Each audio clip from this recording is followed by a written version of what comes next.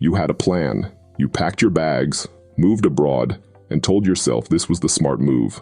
More freedom, lower costs, a better life. But what if the advice you're following is the exact reason your bank account isn't growing? There's a dangerous belief that moving to a cheaper country automatically means you'll save money. That belief has quietly wiped out more expats financially than bad investments ever did. Living abroad isn't a shortcut to wealth. It's a financial system. And if you don't understand it, it will drain you. In this video, we're breaking down 5 expat money myths that are keeping people broke. And more importantly, how to avoid them. Let's start with the biggest one, the myth that lures so many of us abroad in the first place. The idea that moving to a country with a lower cost of living means you will automatically save more money. This is, without a doubt, the fastest way to watch your bank account flatline. Why? 2 words: lifestyle inflation. It's a silent killer of savings. Back home, maybe you brewed your own coffee, packed your lunch, and thought twice about that weekend trip. But here, a beautiful espresso at a cafe is just $2. Dinner out is only $15. A weekend flight to a neighboring country, $100. Each decision feels small, a tiny, well-deserved upgrade. You tell yourself, I'm still spending less than I would back home, and for each individual purchase, you might be right, but it adds up. You start eating out 5 nights a week instead of 1. You upgrade to a bigger apartment because it's only a couple $100 more. You start taking Ubers everywhere instead of the metro. You're not just living, you're living, and that costs money. Then come the hidden costs, the ones nobody puts in the travel blogs. You'll face hefty security deposits for apartments, sometimes 3 to 6 months rent up front. You'll discover that your favorite brands of electronics or clothing are considered imported luxuries, costing 50% more than at home. And don't forget the bureaucracy tax. Visa renewals, residency paperwork, lawyer fees. These can run into thousands of dollars every year. Suddenly, you look at your bank statement and you realize your savings rate isn't just lower than you expected. It's worse than it was back home. The cheap country wasn't a savings plan. It was a spending trap. Okay, myth number 2 is one that can land you in serious trouble. I live abroad now, so I can forget about taxes back home. This is dangerously false, especially for US citizens. The United States is one of only 2 countries in the world that taxes based on citizenship, not residency. That means it doesn't matter if you live in Lisbon, Bali, or Bogota. If you hold a US passport, the IRS considers your income its business. Every single year, you are legally required to file a US federal tax return. Now, you might be thinking, but what about the foreign earned income exclusion, the FEIE? Yes, the FEIE is a powerful tool that allows you to exclude a significant portion of your foreign earned income, over $120,000 for 2023, from US taxes. But here's the critical catch. It is not automatic. You don't get this protection unless you file your taxes and specifically claim it. If you don't file, you don't get the exclusion. It's that simple, and it gets more serious. There's another rule called FBAR, the Foreign Bank Account Report. If at any point during the year the combined total of all your foreign financial accounts, bank accounts, investment accounts, you name it, exceeds $10,000, you must file a separate report with the Treasury Department. Not $10,000 per account, $10,000. The penalties for failing to do this are staggering. A non-willful violation, meaning you just didn't know, can cost you over $10,000 per violation. If they determine your failure was willful, the penalty can be up to $100,000 or 50% of the balance in your accounts, whichever is greater. Ignoring your US tax obligations isn't a clever loophole, it's a financial time bomb. This brings us to myth number 3, a cousin of the tax myth.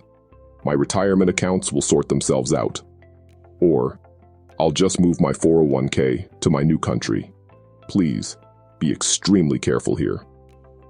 Your retirement savings, which you've worked so hard to build, are governed by complex rules that don't travel well.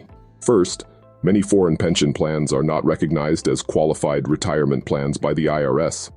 This means that while your contributions might be tax-deductible in your new country, the IRS may view them as part of a regular investment account, creating a potential double taxation nightmare and complicated reporting requirements.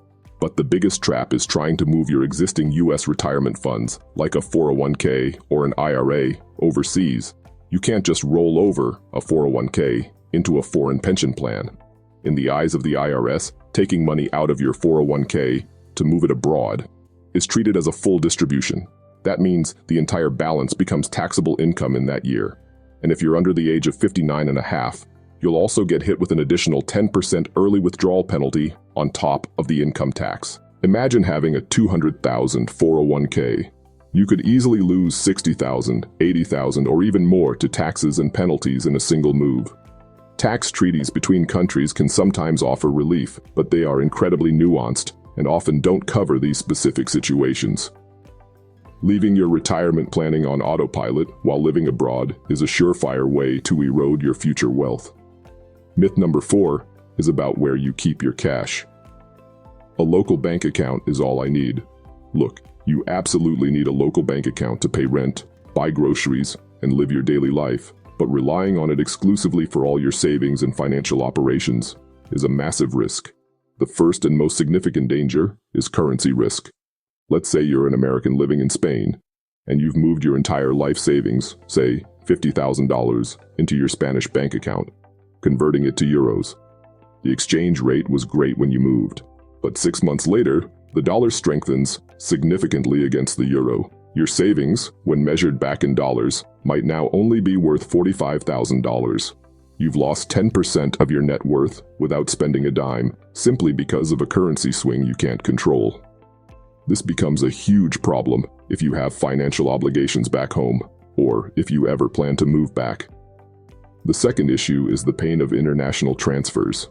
Even with a local account, you'll eventually need to move money across borders. Every time you do, you get hit with a barrage of fees. There's the sending fee from your home bank, often a correspondent or intermediary bank fee in the middle, and a receiving fee at your local bank. On top of that, you're almost always given a terrible exchange rate, far worse than the market rate, which is just another hidden fee. These transfers can be slow, taking days to clear, which is a nightmare in an emergency. Relying solely on a local bank leaves you exposed and inefficient. You need a multi-currency strategy to protect your wealth.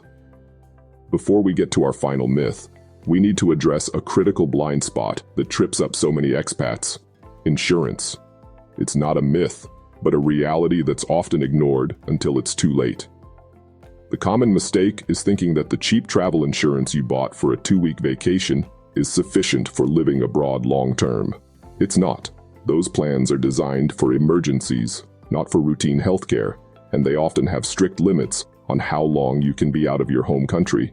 Another mistake is simply having no plan at all, telling yourself you'll figure it out if you get sick. This is where a service like Nomad Insurance by SafetyWing becomes a practical solution, especially for digital nomads and expats. It's designed for people who live a global lifestyle. You can sign up even after you've already left home. It provides continuous coverage as you move between countries. And it even includes limited coverage for short trips back to your home country. This isn't about a specific product, but about a mindset. You need a health safety net that is as mobile as you are. Understanding your insurance options before you need them is a fundamental part of a sound financial plan abroad.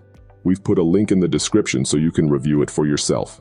And that brings us to the fifth and final myth, the one that enables all the others. I'll figure it out as I go. This is by far the most dangerous mindset an expat can have. Procrastination is the glue that holds all these financial mistakes together. I'll sort out my taxes later. I'll look into retirement options next year. I'll build a proper budget once I'm settled. But later never comes. Instead, later becomes a frantic call to an emergency accountant when you get a notice from the IRS. Later becomes paying thousands in penalties for failing to file your FBR. Later becomes watching a currency swing wipe out 15% of your savings overnight. Later becomes losing years of potential investment growth because your money was sitting idle. Not having a plan, it's a plan to fail. Every day you operate without a clear financial strategy for your expat life, you are losing money. You're losing it to hidden bank fees, to unfavorable exchange rates, to tax inefficiencies, and to lost opportunities for your money to grow. The figure-it-out-later approach is the opposite of the freedom you moved abroad for. It's a cage you build around yourself, one costly mistake at a time. If you recognized yourself in any of these myths, the bad news is you're probably losing money right now. The good news? You can stop it.